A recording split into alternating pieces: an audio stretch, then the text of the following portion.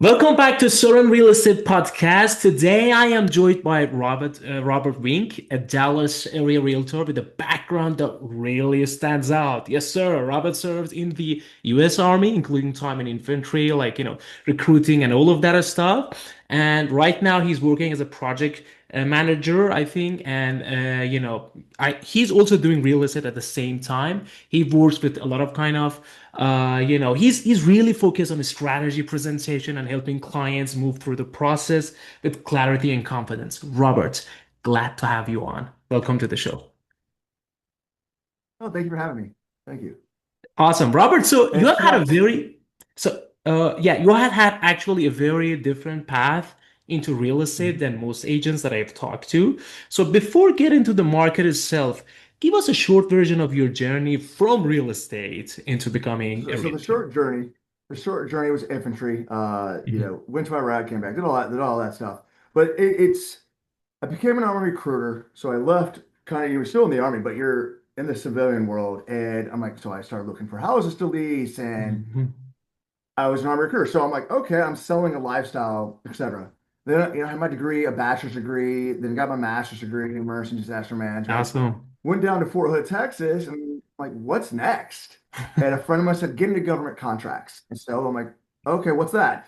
Basically, what it is, the simple way is you go to me and go, I have a problem.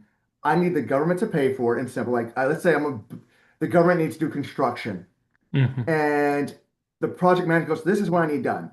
They send it to me. I review it. Go, okay, fix this, fix this, fix that. Now I write the contract up with a solicitation to go give it to industry and go, hey, place a proposal, quote, bid on this. Mhm. Comes back to us. We evaluate it. I look at the numbers. We're talking $36 million projects, $50 million projects, a couple hundred thousand here and there. So much more complex than real estate.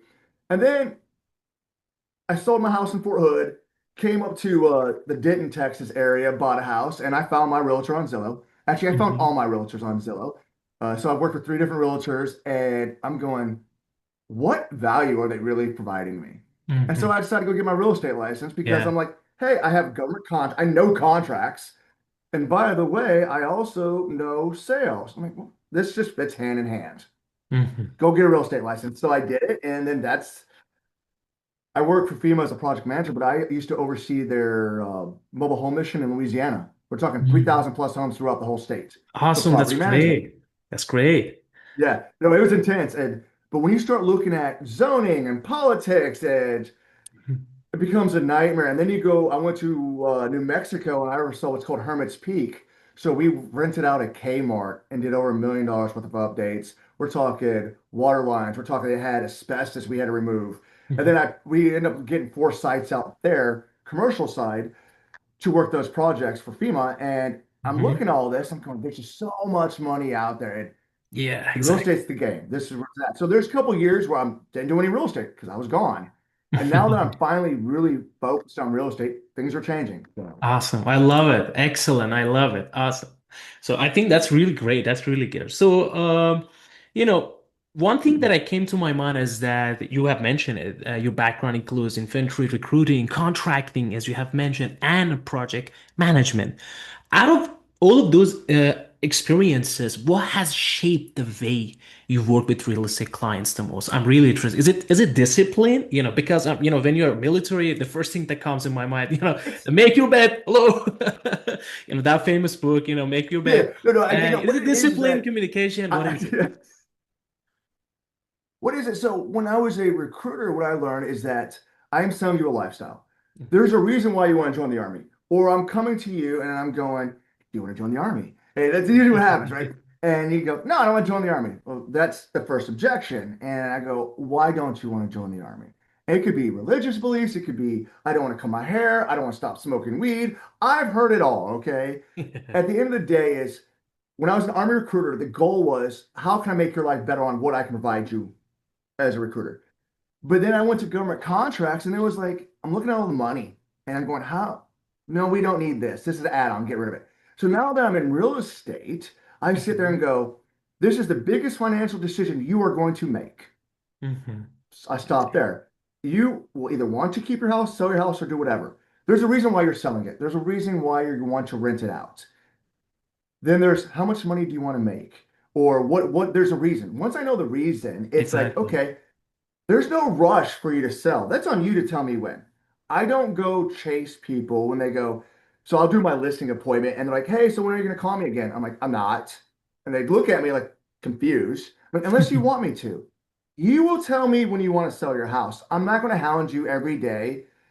I'm going to be very upfront with you. This is what I think your house can sell for now. I give them a range and I tell Hmm. them, well, the average house may sit on the market 90 days or 70 days. And I go, hey, this is the range. How quick do you want to sell? As a realtor, I'm providing statistics. I'm giving the best outcome, potential outcome. But at the end of the day, we all know it comes down to price. I tell everybody this all the time. So Yeah. I think more logically, more financial driven than emotions. Mhm. Emotions, there's a reason why they're doing it, but Yeah. it's, I just seen so many, I'm not saying bad realtors, it's all about the paycheck. It's like, let's get a paycheck. Let's get that's and I hear that all the time from realtors. Like, well, who cares? And I'm like, I've dropped my commission to make a deal go through because it's missing a cool compressor that's like 500 bucks. Okay, I'll pay out of pocket. What do you need? I'm not letting a deal fall through. But the buyer's agent's like, oh, I'm not reducing any commission. I'm going, wait, you're willing to lose a deal on 250 bucks. Get out of here. It's just entitlement mentality. Exactly. That's the best way to put it. Yeah, I love it, man. I love it, Frank. Exactly as you have mentioned. So a lot of agents talk about service.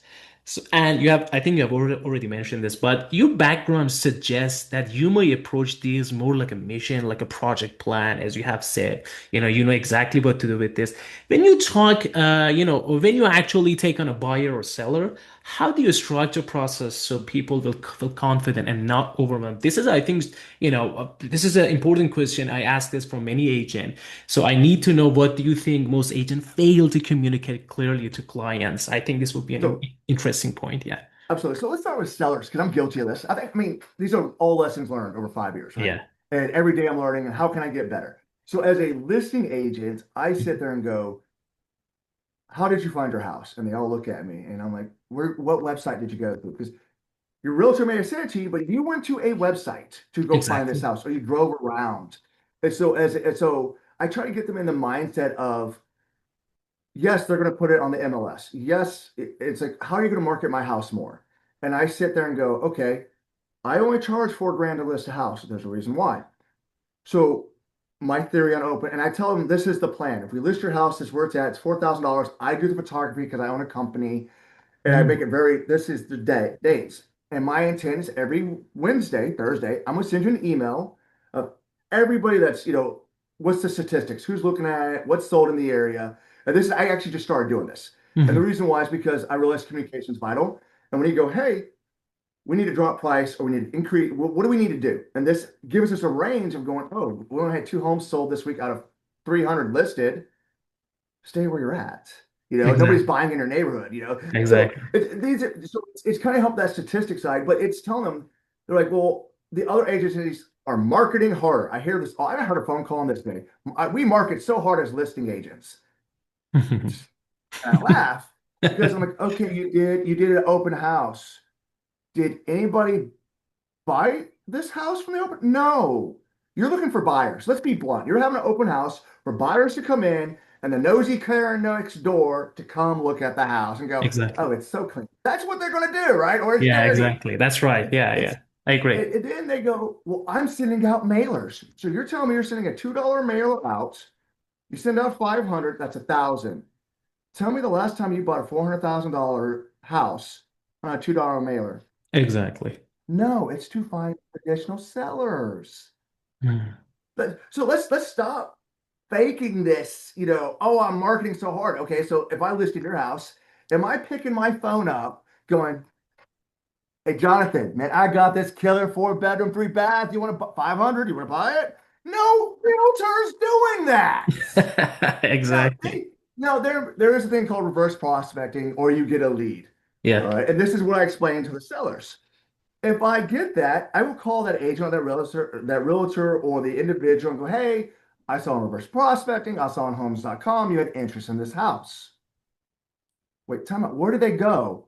To the Mhm. MLS or homes or realtor.com or Zillow. Exactly. Yeah. It's common sense. All this, there's just so much noise and it's wasted time. And it's like, oh, I'm working so hard. Cool. Yeah, you made a really nice video walking through the house and you threw it on Instagram and Facebook. Did anybody buy that $600,000 home on commercial? No. Probably It's not. exposure. And I agree with exposure and numbers. Yes. However, it's noise. It's, I did this cool video. You're like, who? What realtor did that video? That looks cool. They're gonna call me. But that's why they do it. That's why they do the photos of just listed, just sold, Yeah. pending. They do all that to, look at this key. We just sold title. They all do it. And that's what I tell everybody when I talk to them as a listing agent. Let's get rid of the noise and let's go to what the facts are when people buy a home. Where are they going? Exactly. Homes.com, Zillow Realtor. I love Why it. waste Yeah. your money? Why? If you want to go give me a $10,000 check just because you want to, I'm down with that. Yeah. Go find any agent, go do the 3%, 15 grand, 20 grand, whatever. But you can write me a check now for the same thing, or do you want to list for 4,000? Exactly. That's a very That's how good I look at point. sellers. Yeah. That's a very good point, Robert. I love it. Because I gotta tell you, that's a smart. Yeah, that's right. Like, there's that's exposure. That's kind of numbers. You can have it on Instagram and all of that. And honestly, people buy mostly from Google, not from, some. When was the last time somebody bought from Facebook? You know it. yeah, is that well, unless it's on Facebook Marketplace, and if I throw a house on Facebook Marketplace, which I've done, renting, and it's mainly the wholesalers that show up or the low offers, and if they're truly interested, A, they're gonna have a realtor, or they're gonna sit there and go, hey, I saw your house on Zillow, Homes, whatever. I want to look at the house, I'm unrepresented. They're gonna be upfront with you, and that's the way you go. Because I sat there and I showed my daughter this today, Mhm. is I'm gonna list a $300,000 house. I'm gonna list a $600,000 house. I did decide to do 3%. Okay. So a Mhm. $300,000 house is 9 grand. Exactly. $600,000 house is 18 grand, right? Make sure my math's right. 18 grand. Exactly. Same paperwork.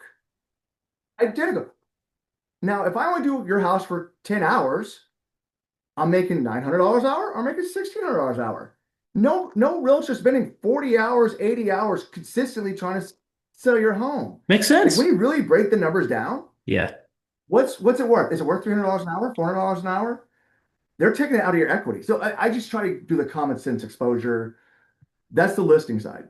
Yeah. When it comes to buying, buying gets frustrating. And I laugh because there's contracts out there that we use. Either the Mhm. Trek, the TAR, you could go to Coldwell Banker Realty has one where I could sit there and say, if I open this door for you, you're going to pay me this. Mhm. I like that model. For every door I open, I'm gonna charge you $50. Now that makes a sense of urgency. If I write a contract, it's $200. If you win it, it's a $4,000 flat fee for me, right? Yeah. That's the so it makes them actually truly look at homes. That's one model. The other model is you go find an open house, you walk in and you tell me you want me to put an offer on it, and Mhm. I'll be happy to put an offer just on that. We're gonna do a contract just for that house to put an offer on it, and Mhm. I'll give you my expertise for $4,000. People look at me like I'm crazy. And the thing is, a lot of buyers, depending on who you are, what they'll do is I'm looking for a 4 bedroom, 2 bath house, 2,000 square feet, and we say Dallas Fort Worth. Mhm. Well, are you in Dallas? Are you in McKinney? Are you in Richardson? Are we going to Denton, Argyle? Are we going to Fort Worth? Where are we? Mansfield. If you don't have a very specific location, you're just window shopping. Are you Yeah. looking for a school district? If you're looking for a specific price, I Exactly. want to make sure it's below 300,000. I can now give you areas that are below 300,000 in that area. Let's get specific. I had one buyer, uh, love this guy, amazing guy, who was a veteran as well. And he's like, Robert, I only want to buy in this HOA, this subdivision. That's it. It was in Hazlet. It was Sindora Ranch. That's all. That's it. He's like, I want to buy houses in Sindora Ranch. That's all I want to look at. We did 7 months. I probably showed him 10 homes.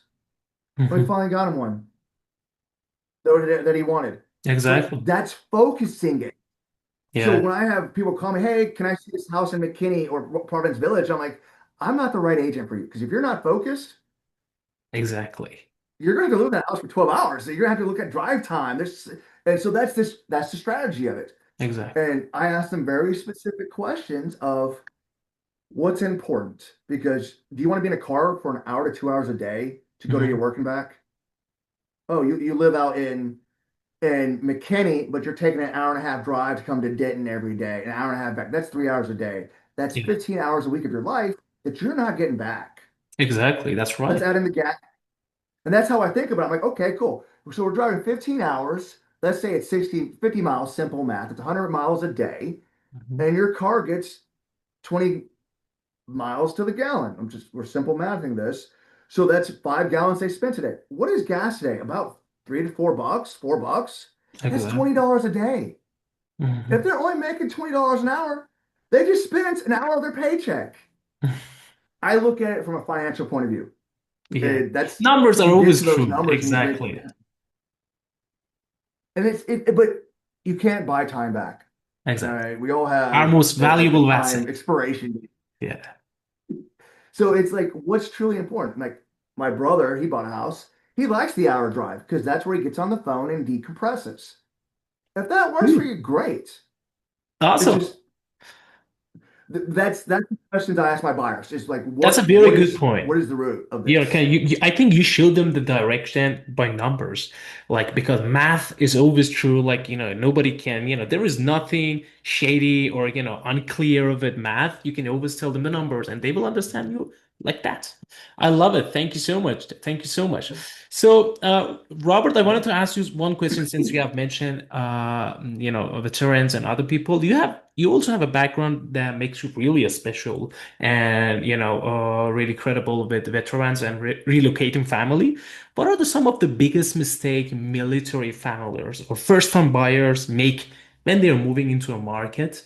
So I want to hear this because I think Okay. this will be a pretty interesting. Oh, yeah, we could talk hours on that one. No, what it is, and you'll see this online. I do a lot of stuff on Facebook Yeah. and Instagram, and then I'll see next door. And I will see somebody post, I bought a house, I'm moving to the area. That's one. Or it's, hey, I'm thinking about moving to, let's say, Pecan Square in North Lake. What do you guys think? My job is in downtown Dallas. And they'll post this on Facebook trying to get ideas. And I'm going, one, where's your realtor? You need to ask them those questions. That's what Mhm. you're paying them for. So I kind of immediately put in, it's not to be mean to a realtor, but it's just like, no, they're the industry knowledge. They should understand the cities and the drive times and what's going on. And so well, the way I look at it is it's a communication piece of the issues that people have is if I'm Mhm. moving to the area, how far is my health care? Is my Mhm. health care insurance Good working there? question. Good question. What what's the drive time? And I always bring up drive time, but all this matters. If you're sitting there going, I need to have a specific grocery store or they're a coffee individual. Well, what coffee's in the air? What's if I'm looking at an HOA, what do they provide? Exactly. Your realtor should be able to answer all these questions. And that's the biggest mistake I see is when people start house hunting, Mhm. they see this pretty house, they Yeah. get emotionally involved and they go, I want that I love house. it. I And want to they're buy stuck on it. I love it. I want to buy it. And then they got pre-approved and they're excited. The thing is, and then they're gonna go buy it, but then they're like, oh shit. And I mean that in the nicest way of, man, I got a 30-minute drive. Oh, the traffic here. Like I live in Country Lakes in Argyle. Exactly. I'm gonna tell you the issue that I have in Country Lakes. I'm gonna be honest. We have three ways to leave, four ways to leave Country Lakes. Mhm. One is down a dirt road and it takes you on its back end. Another is another road they just finally finished and it's going across train tracks. Let's talk train tracks now, okay? The train comes 3 times a day at very specific times. It just happens to be during school hours and work hours. So you've just knocked out 10 to 20 minutes of your time. People don't Exactly. think about that. But then, oh, by the way, there's a church. There's nothing wrong with the church. I'm not down to, well, I'm saying there's a church there that every Sunday and every Friday, you're going to have about 200 people leave that church and block traffic up on both sides. Oh, by the way, if you go down one way, it's a stop sign to get on the Yeah. highway. If you go the other direction, you're hitting the train tracks with a stoplight. The way to exit a neighborhood, to enter a neighborhood, These are all things to think about because time is Exactly. important. Yeah, thank you so much, Robert. And I think you're right about it. Yeah, 100%. I think this is but this is also, something that people should be noticed, and you shouldn't get be too excited when you're buying. You always need to consider all of these facts. Yeah, absolutely. I think it's gold. Thank you, Robert. So next question no that I want to problem. ask, this is also something that I always ask from every agent. When you work with sellers, what do you believe actually moves the needle most? Like pricing, marketing, preparation, negotiation, like that presentation that you have mentioned. What What do you think really? so Numbers, you have mentioned it, but what really is the okay. best one? So for sellers, now this is a loaded question here that you said. Is it for them to list with me? Is it to them to say, I want to go with this price? Is it the negotiations of yes, let's sell my house? Mhm. That's a very big question we can go down. Yeah. Yeah, that's good. That's good. So you think it would be in that way. Awesome. Awesome. And Robert, I gotta ask you this one as well. For someone that is listening to this podcast right now, the person that might be thinking about buying, selling, or even relocating later this year, what is the smartest, this comes from your experience. I want to see your perspective. What is the smartest first move that they should make before they ever call an agent, any agent? Before they call an agent, know Yes. their money, know themselves financially. And the Uh-huh. reason why I say that is if I live in Dallas and Mhm. okay, or Denton or wherever, okay, and I make this much money, that feeds in how much house can I afford? That feeds into, and when I say by afford, when you go talk to a mortgage broker or originator, they're going to say you've been pre-approved for this amount. Well, when you really look at those numbers, that didn't take into account utilities, that did Exactly. not take into account your gas. So really know what you number wise where you want to live with. And then the next step is I want to list my house, okay? Because they're moving, right? Mhm. Why are they moving and how can they keep the most amount of money? Like I said, you just go write a blank check from a listing, from a selling point of view. Yeah. But for a buyer, and I talked this strategy the other day, what happens is people go to Zillow or Redfin or Realtor and they go, I like this house. Let's go look at it. And what happens? They click that beautiful little button and it Hmm. gets sent to an agent. That Exactly. agent is going to try to go show them the house, and then they're going to try to lock them into a contract for the whole entire location. And they believe, every realtor believes, I deserve 3% no matter if I show you one house or 50 homes. All Mhm. right. That's that's amount of time, right? So I Mhm. sit there and this is the advice I give buyers. All right. And Mhm. people hate this, but I'm gonna tell you, if I was not a realtor and I'm gonna go, hey, let's go, you see a house you like, go call a realtor in that area, go, I want to go look at this house Uh-huh. only, and I'm gonna give you a contract for this house only. If I decide to make an offer, this is all I'm paying. Not this 1, 2, 3%. I'm gonna pay you 3 grand, 4 grand, because they're just opening a door and they give you their expertise. You're gonna write the contract and do that negotiation on it and give me the best representation you can. Now, if the other agent, the listing agent, their seller is willing to give 3%, out of that $4,000, let's say it's a $12,000 commission. The remaining 8,000 is going to my 2-in-1 buy down, or it's going to my closing cost. So you as an agent just put an offer on this house, got it, we're going to contract, we're going to close. You did Mhm. how many hours worth of work? Less than 10 at 4 grand. That's what is that? $400 an hour? What are you Yeah. complaining about, realtor? What? Nothing. I'll do $400 all day, right? Anybody would. So what Exactly. I say to these buyers is go to different neighborhoods. And if you look at a house, lock that one realtor in to that contract for that one house. Maybe you do it for a neighborhood. Don't have them do the whole entire city of Denton or the whole entire city of Dallas or Denton County or all of DFW. You're shooting yourself in the foot. Awesome. That, Exactly, that Robert. a lot of people don't know that, but that's what I always recommend. And Yeah, I I recommend think it it all day. was absolutely golden. I kind of agree with you about that part as well, Robert. 100% you're right about it. I love it. So, Robert, I think I have asked you all the questions, Okay. and but there is something that I also want to say, Robert, this was really great. I think what really stands out is that you bring a different level of structure and discipline to the business. And you have mentioned a lot of good experiences, a lot of things that I think not just, sellers or buyers should listen, but also the realtors and real estate agent, they need to kind of listen to that. And for anyone who wants to connect with Robert and learn more about what he's doing. Anybody that is in Dallas, Texas, if you're looking for a realtor, if you're looking for a real estate agent, Robert is your guy. I think based on what I just heard and based on what you just heard, he can be the best choice in realtor. So if you're looking for that, make sure you to contact him. I will leave his contact information in the website, Certain Real Estate Podcast, and also in any platform that you're watching this. Thank you so much, Robert. Any last word? I want to hear it.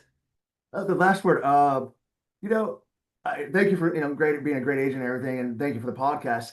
But I'll be honest, I might not be the realtor for them. So if they call me and I don't understand them, or there's an issue, or maybe I'm not the best agent, or they're all the way going to Melissa. I'm not driving to Melissa an hour and a half. Okay, I'm just not. I'm not the Exactly. best. However, I can still be that confidant and going, what do you recommend? How can I help you? Because it's nice to have that non-bias conversation to Mhm. go, does this make sense? And Exactly. I do that all the time. Exactly. Exactly, bro. I think this is a missing puzzle that not every real estate agent and not every realtor understand it. I love it. Thank you so much, Robert, for bringing that up. And Thank you. again, it Thanks, was a Steve. pleasure having you on Soren Real Estate Podcast. Thank you so much, ladies and gentlemen, You too. and have a great day.